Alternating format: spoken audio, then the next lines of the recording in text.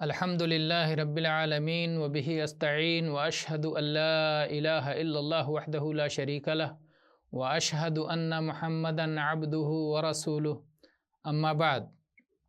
گرامی قدر مشاہدین، مسلمان معاشرے میں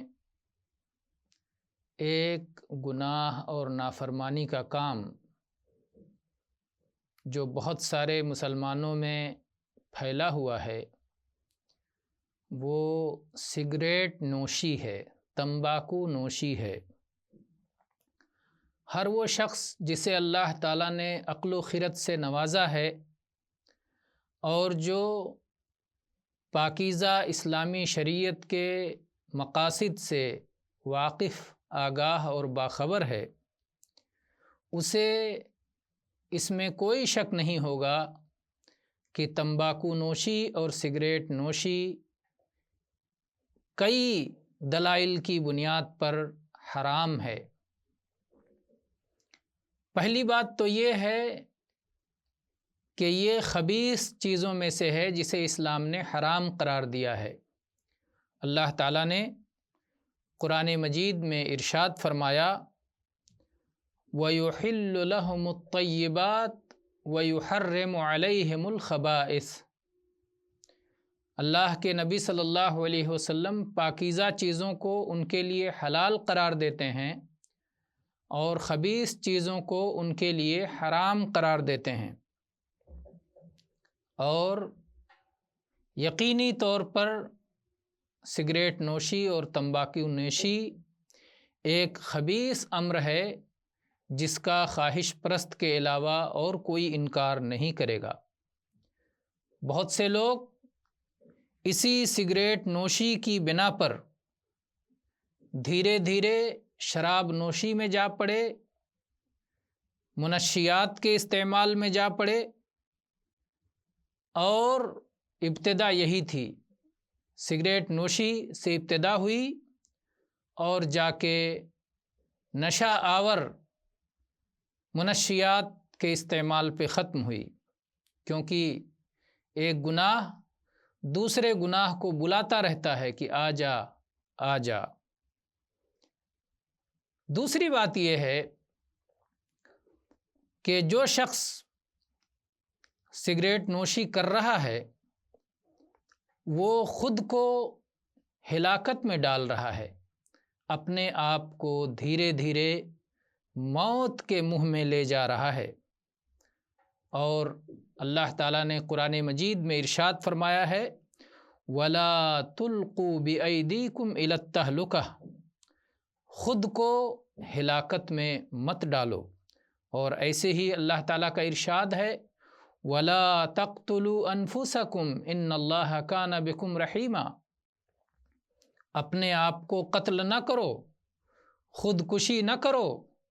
اللہ تم پر مہربان ہے۔ صحیحین میں ابو ہریرہ رضی اللہ عنہ کی یہ حدیث مروی ہے کہ اللہ کے نبی صلی اللہ علیہ وآلہ آلہ وسلم نے ارشاد فرمایا من تحسى سما فقتل نفسه فسمه في يده يتحساه في نار جہنم خالدا مخلدا فيها ابدا ومن قتل نفسه بحديدة فحديدته في يده يجأ بها في بطنه في نار جہنم خالدا مخلدا فيها ابدا، کہ جس شخص نے زہر کھا کر کے خود کو مار ڈالا تو قیامت کے دن اس کے ہاتھ میں زہر ہوگا اور جہنم کی آگ میں وہ زہر کھا کر بار بار مرتا رہے گا،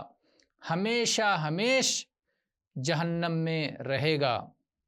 اور جو شخص اپنے آپ کو چاقو مار کر ہلاک کر لے، قیامت کے دن اس کی سزا یہ ہوگی کہ اس کے ہاتھ میں چاقو دے دیا جائے گا اور وہ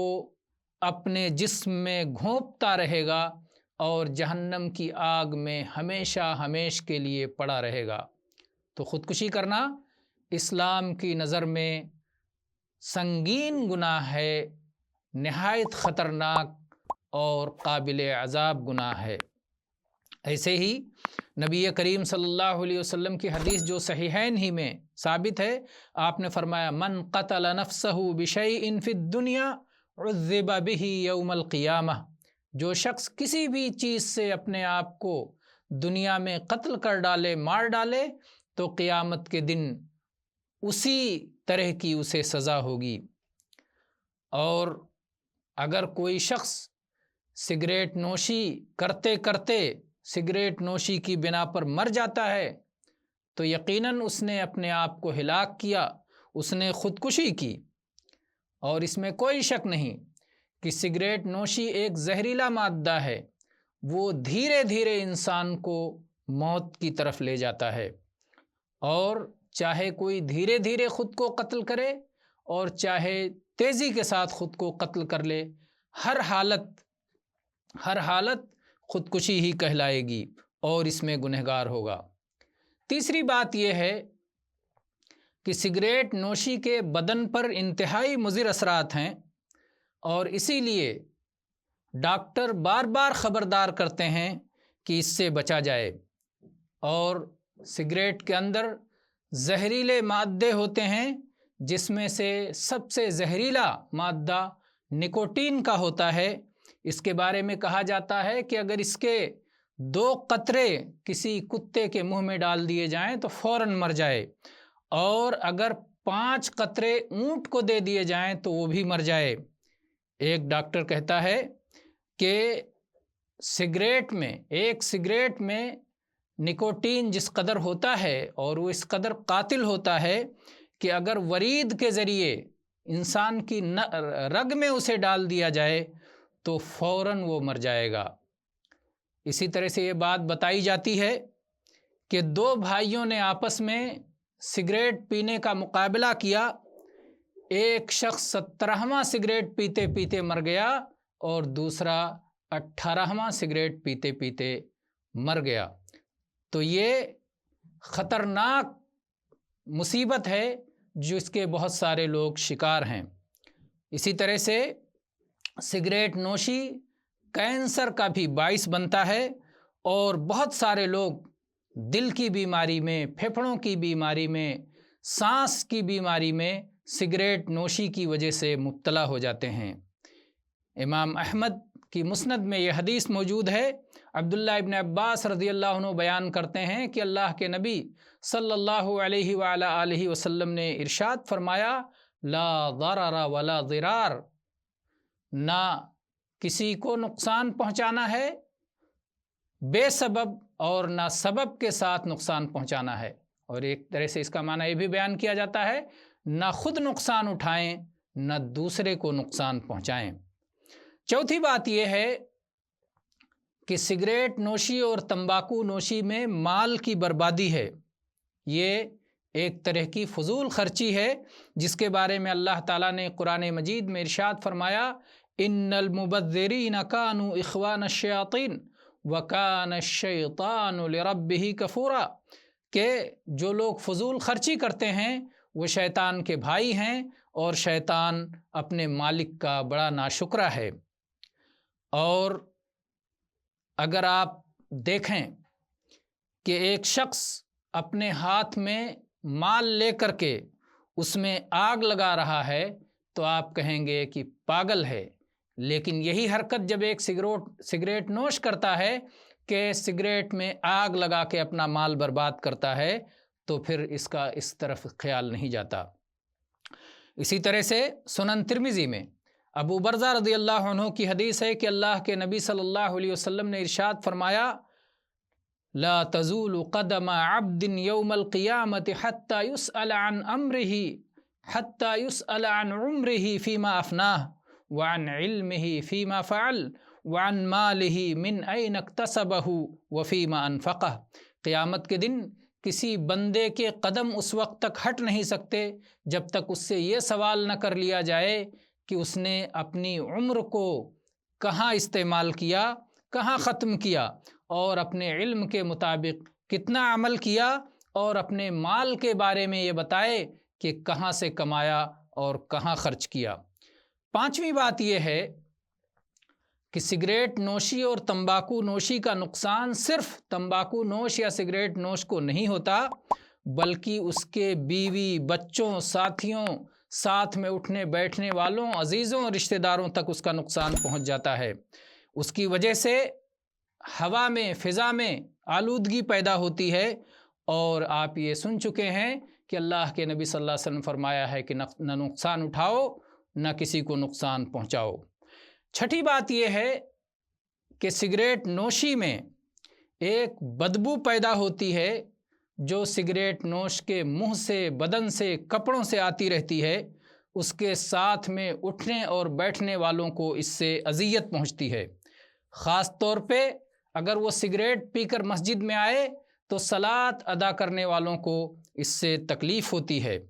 اور اسلام میں حکم یہ ہے، نبی صلی اللہ علیہ وسلم نے فرمایا ہے کہ اگر کوئی شخص لہسن اور پیاز جیسی بدبودار چیز کھا کر کے مسجد میں آئے تو مسجد سے نکل جائے، مسجد میں نہ آئے، جبکہ لہسن اور پیاز اللہ نے حلال قرار دیا ہے، تو پھر سگریٹ جو حرام ہے اسے پی کر کوئی مسجد میں آتا ہے تو کتنی غلط بات ہے۔ اور اسی طرح سے یہ بھی سمجھ لینا چاہیے کہ بہت سارے سگریٹ پینے والے جو یہ بات کہتے ہیں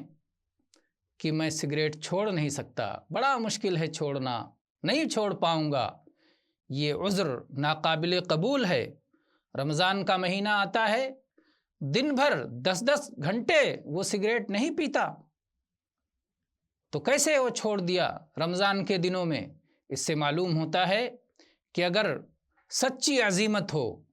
سچا ارادہ ہو، پختہ ارادہ ہو تو سگریٹ کی لعنت سے نجات پا سکتا ہے۔ اور بہت سارے لوگوں نے اس کی کوشش کی، اس کا تجربہ کیا، شروع میں تھوڑا سا پریشان ہوئے، لیکن دھیرے دھیرے اللہ کے فضل و کرم سے اس مصیبت سے نجات پا گئے۔ سگریٹ نوشی وہ انہوں نے چھوڑ دیا۔ اللہ تعالیٰ کا ارشاد ہے وَالَّذِينَ جَاهَدُوا فِينَا لَنَهْدِيَنَّهُمْ سُبُلَنَا، جو ہماری راہ میں مشقت اٹھاتے ہیں ہم انہیں اپنی راہ دکھا دیتے ہیں۔ وَإِنَّ اللَّهَ لَمَعَ الْمُحْسِنِينَ، اور یقیناً اللہ تعالیٰ نیکوکاروں کے ساتھ ہے۔ اسی طرح سے یہ خوشخبری بھی یاد رکھنی چاہیے جو مسند احمد کی حدیث ہے کہ اللہ کے نبی صلی اللہ علیہ وسلم فرمایا إِنَّكَ لَن تَدْعَ شَيْئًا لِلَّهِ إِلَّا أَبْدَلَكَ اللَّهُ بِهِ مَا هُوَ خَيْرٌ لَكَ مِنْهُ، کہ اگر آپ کوئی چیز اللہ کی خاطر چھوڑ دیتے ہیں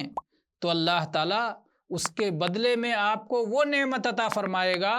جو اس چھوڑی ہوئی چیز سے بہت بہتر ہوگی۔ اور اتنی بات پر ہم آج کی گفتگو ختم کرتے ہیں۔ وآخر دعوانا ان الحمد للہ رب العالمین وصلی اللہ علی نبینا وسلم۔